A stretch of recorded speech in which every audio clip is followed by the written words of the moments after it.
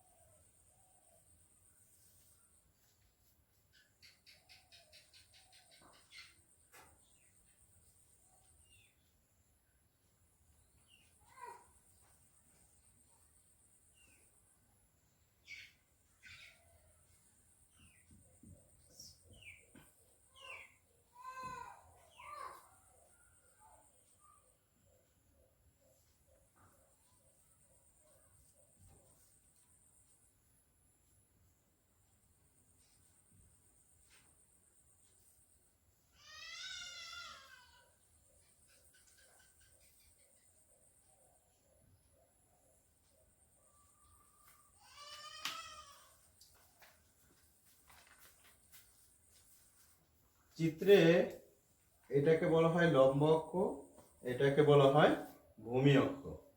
ভূমি অক্ষে y দ্রব্য দেখানো হয়েছে, লম্ব অক্ষে y দ্রব্য দেখানো হয়েছে এবং ভূমি অক্ষে x দ্রব্য দেখানো হয়েছে। mn একটি উৎপাদন সম্ভাবনা রেখা।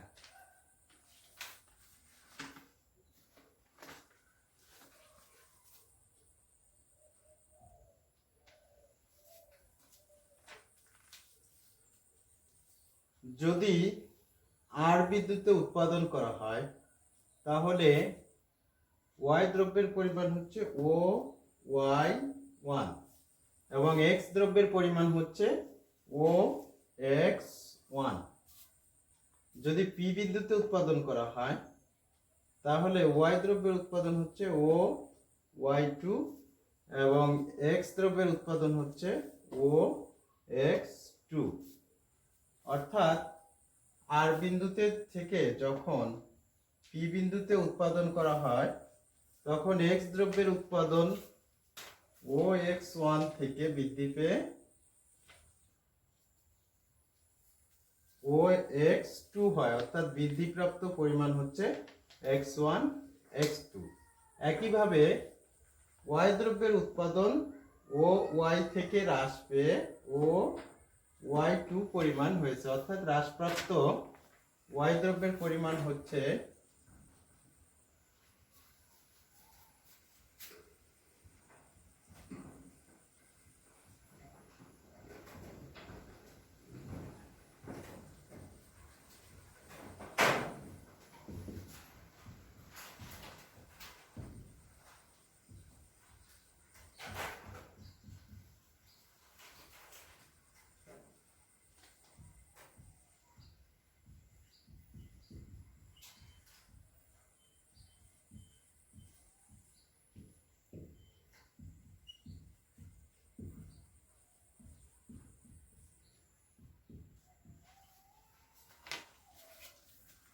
এখানে আর বিন্দু থেকে যখন এক্স দ্রব্যের উৎপাদন বৃদ্ধি করার জন্য উৎপাদন পি বিন্দুতে করা হয়, তখন এক্স দ্রব্যের উৎপাদন বৃদ্ধি পায় x1 থেকে x2 পরিমাণ, এবং এক্স দ্রব্যের উৎপাদন বৃদ্ধি করতে গেলে অপর দ্রব্য হচ্ছে ওয়াই দ্রব্যের উৎপাদন ছেড়ে দিতে হয়। ওয়াই দ্রব্যের উৎপাদন ছেড়ে দিতে হয় y1 থেকে y2। এজন্য হচ্ছে বৃদ্ধিপ্রাপ্ত এক্স দ্রব্যের পরিমাণ x1 x2, হ্রাসপ্রাপ্ত ওয়াই দ্রব্যের পরিমাণ y1 y2। তাহলে এখানে সুযোগ ব্যয়ের পরিমাণ হচ্ছে y1 y2।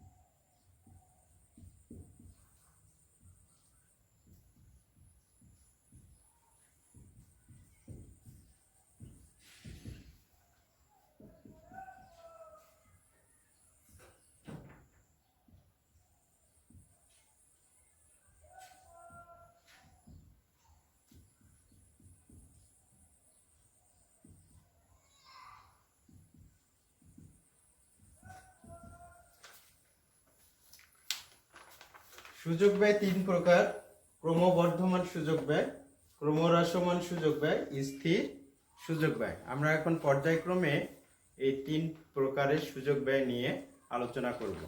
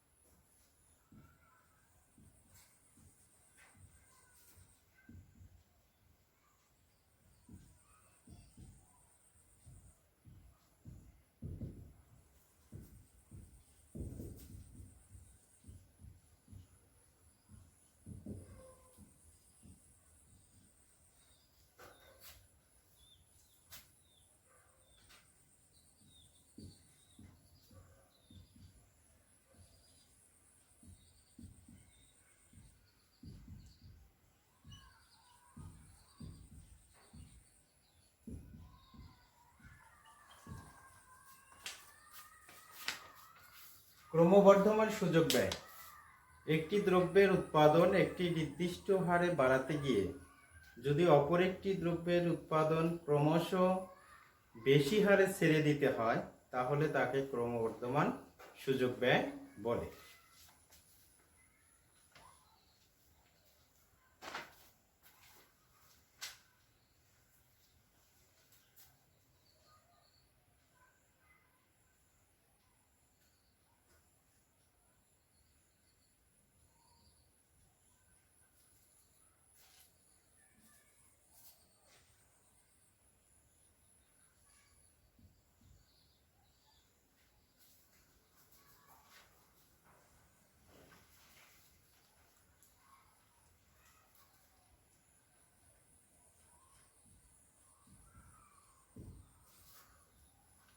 এবারে আমরা দেখি ক্রমহ্রাসমান সুযোগ ব্যয়।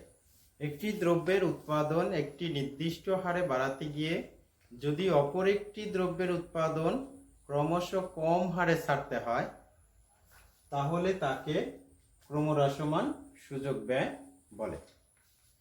একইভাবে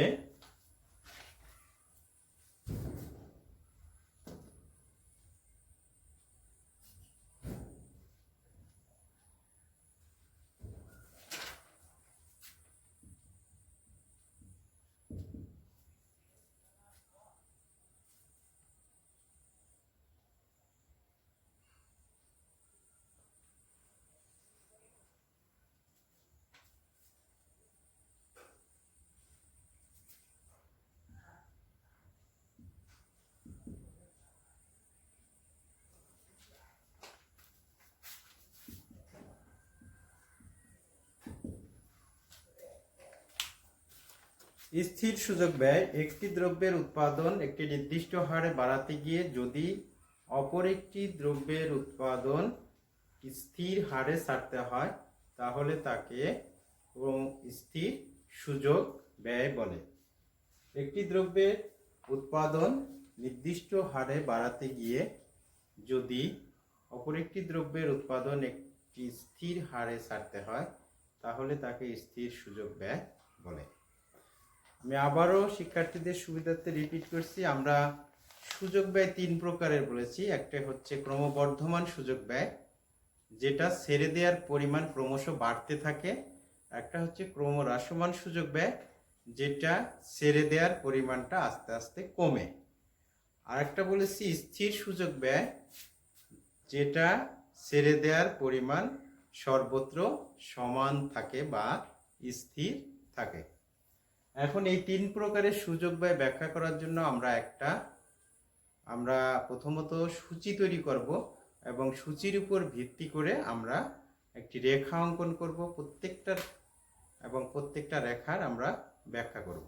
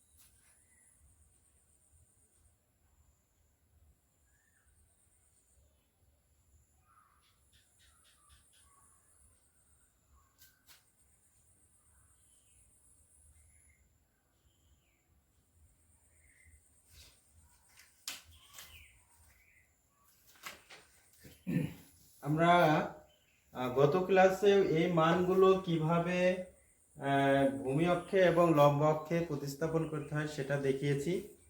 আবারও আমি রিপিট করছি যে আমরা ভূমি অক্ষে ধানের উৎপাদন দেখিয়েছি এবং লম্ব অক্ষে গমের উৎপাদন দেখিয়েছি। ভূমি অক্ষে যেহেতু সর্বোচ্চ মান আছে 8, সর্বোচ্চ মান 8 থাকলে আমরা বলেছিলাম 1 ইঞ্চি সমান আমরা 2 ধরবো। আমরা ধরে নিয়েছি 0 থেকে 2 1 ইঞ্চি, তাহলে 1 ইঞ্চি সমান 2 ধরেছি, 2 দ্বিতীয় ইঞ্চি 2 4 6 8। এভাবে আমরা ভূমি অক্ষে গমের উৎপাদনের মানগুলো দেখিয়েছি 1 ইঞ্চি সমান 2 ধরে। আর লম্ব অক্ষে গমের উৎপাদনের মানগুলো বসানোর জন্য সর্বোচ্চ মান এখানে যেহেতু 25 আছে, সর্বোচ্চ মান 25 থাকলে আমরা এখানে 1 ইঞ্চি সমান 10 ধরেছি। আমরা বলেছিলাম যে স্টিলের স্কেলে 1 ইঞ্চিতে 10টি ঘর আছে এবং 1 ইঞ্চি সমান যখন 10 ধরেছি তখন প্রতি ঘর সমান আমাদের 1 করে গুনতে হবে। তাহলে 1 ইঞ্চি সমান 10, 2 ইঞ্চি 20, 3 ইঞ্চি 30, তাহলে মান আছে 25। তাহলে 20 এবং 30 এর মাঝামাঝি জায়গায় আছে 25 এবং 14 20 আছে 10 এবং 10 20 আমরা পেয়েছি। 14 আমরা 20 থেকে 10 এর মাঝামাঝি আছে 15 থেকে এক ঘর বাদ দিলে আমরা 14 পেয়েছি। অর্থাৎ 10 এর পরে আমরা যদি 4টা ঘর গুনি তাহলে 4 পাবো। 10 8 4 14। যেহেতু আমরা 1 ইঞ্চি সমান এখানে 10 ধরেছি, অর্থাৎ প্রত্যেকটা ঘর সমান সমান আমাদের 1 গুনতে হবে, কারণ 1 ইঞ্চিতে 10টা ঘর আছে। এভাবে আমরা ঠিক 6 দিয়েছি, 6টা ঘর গুনে আমরা 6 দিয়েছি। এভাবে আমরা ধান এবং গমের মানগুলো ভূমি অক্ষে এবং লম্ব অক্ষে বসিয়েছি। এখন আমরা ধান এবং গমের সমন্বয় সূচক বিন্দুগুলো আমরা চিহ্নিত করব।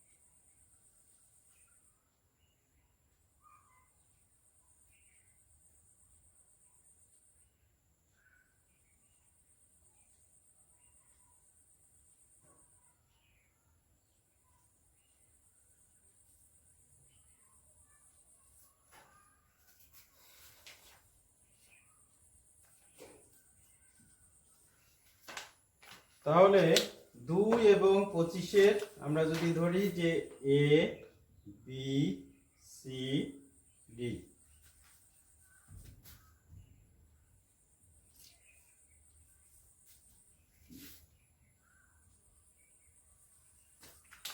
দুই এবং 25-এর সমন্বয় সূচক বিন্দুগুলো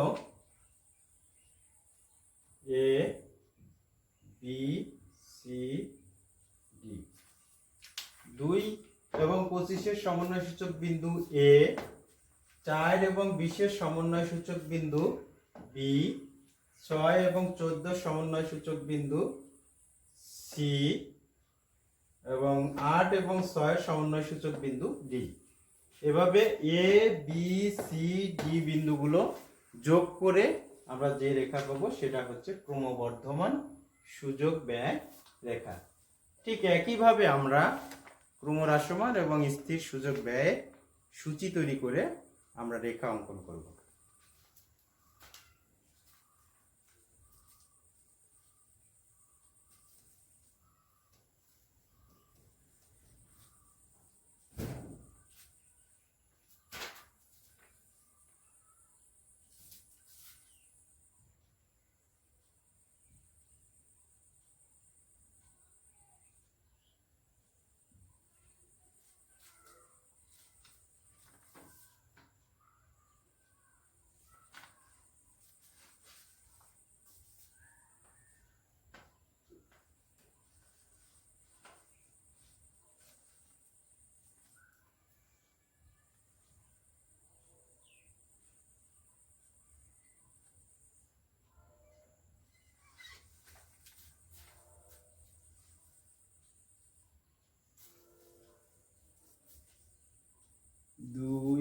4 6 8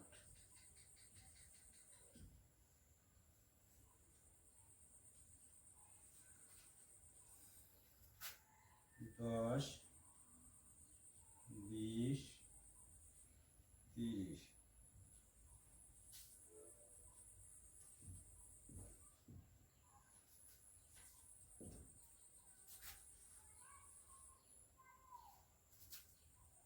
এটা হচ্ছে ধান, হচ্ছে গম।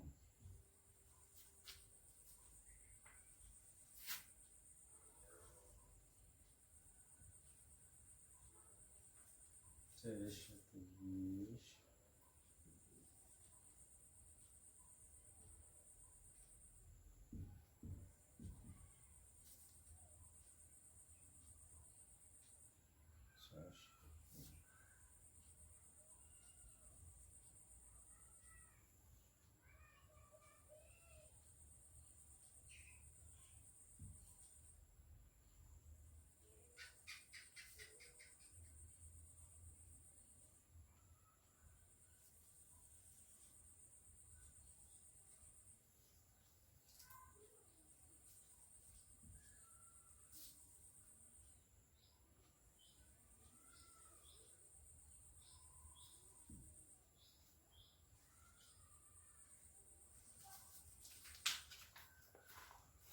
আমরা সূচিতে দেখতে পাচ্ছি যে ধানের উৎপাদন নির্দিষ্ট হারে বৃদ্ধি পেয়েছে 2 4 6 8, অর্থাৎ প্রতি হারে বৃদ্ধি পেয়েছে, বৃদ্ধির হার হচ্ছে 2।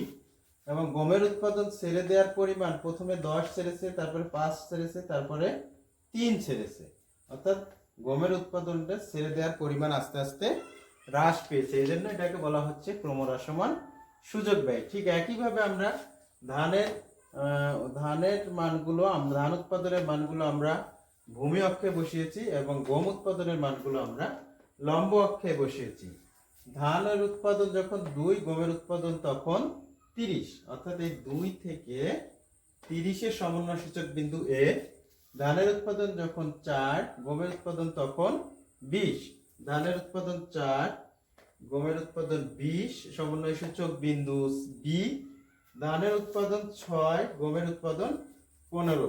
ধানের উৎপাদন 6, গমের উৎপাদন 15, সমন্বয় সূচক বিন্দু হচ্ছে সি। এবং ধানের উৎপাদন 8, গমের উৎপাদন 12। ধানের উৎপাদন 8, গমের উৎপাদন 12, সমন্বয় সূচক বিন্দু হচ্ছে D. A B C D বিন্দুগুলো যোগ করে যে রেখা পাবো সেটাই হচ্ছে ক্রমহ্রাসমান সুযোগ ব্যয় রেখা। তাহলে এই চিত্রের মাধ্যমে, অর্থাৎ এই চিত্রের মাধ্যমে আমরা ক্রমহ্রাসমান সুযোগ ব্যয় ধারণাটি ব্যাখ্যা করলাম। একইভাবে আমরা অপর আরেকটি সূচির মাধ্যমে স্থির সুযোগ ব্যয় রেখা ব্যাখ্যা করব।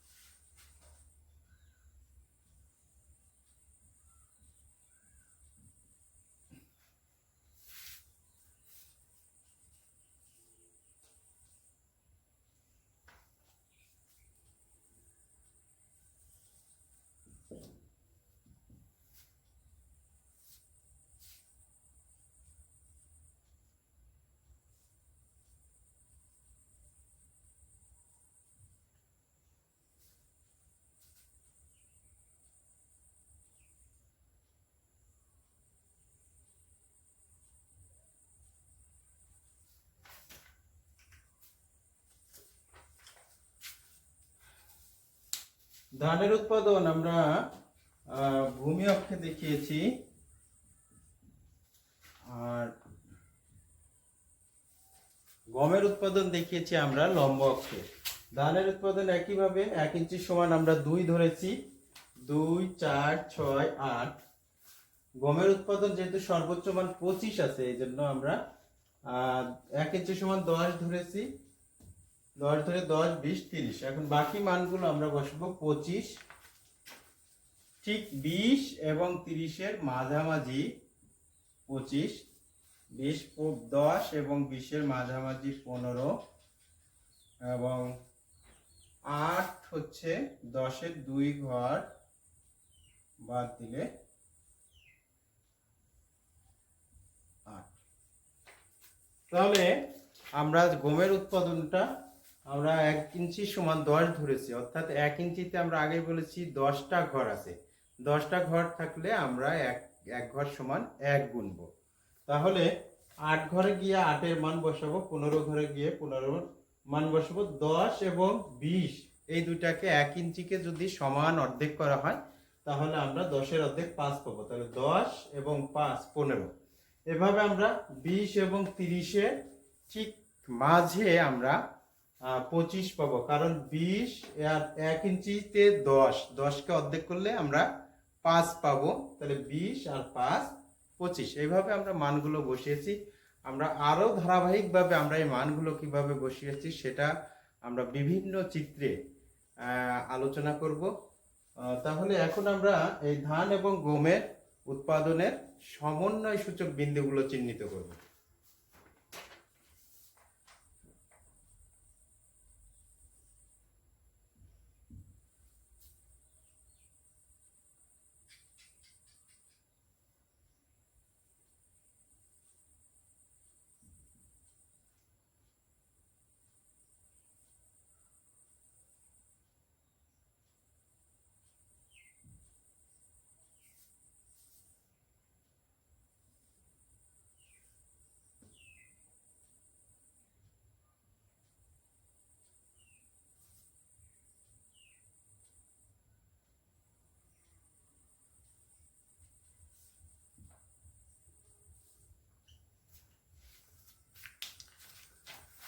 তাহলে আমরা ধান এবং গমের সমন্বয় সূচক বিন্দুগুলো পেয়েছি ABCD, এবং ABCD যোগ করে একটি রেখা পেয়েছি, যেটাকে আমরা বিভিন্ন সময়ে উৎপাদন সম্ভাবনা রেখা বলে আসছি।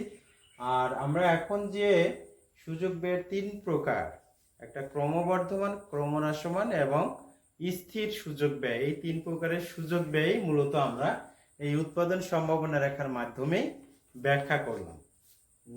সুপ্রিয় শিক্ষার্থী, আমরা সূচক ব্যয় কি, সূচক ব্যয়ের সংজ্ঞা, সূচক ব্যয়ের প্রকারভেদ এবং সূচক ব্যয়ের প্রকারভেদগুলোর সংজ্ঞা এবং প্রকারভেদগুলোর সূচি এবং সূচি থেকে কিভাবে রেখা অঙ্কন করা যায় বা সেগুলো ব্যাখ্যা করা যায়, সেগুলো নিয়ে আমরা আজকের ক্লাসে আলোচনা করলাম। পরবর্তী ক্লাসে আমরা অন্য কোনো বিষয় নিয়ে আলোচনা করব। ততক্ষণ তোমরা সুন্দর নিরাপদে থেকো এবং ভালো থেকো, এই প্রত্যাশায় সবাইকে ধন্যবাদ জানিয়ে আজকের ক্লাস শেষ করছি।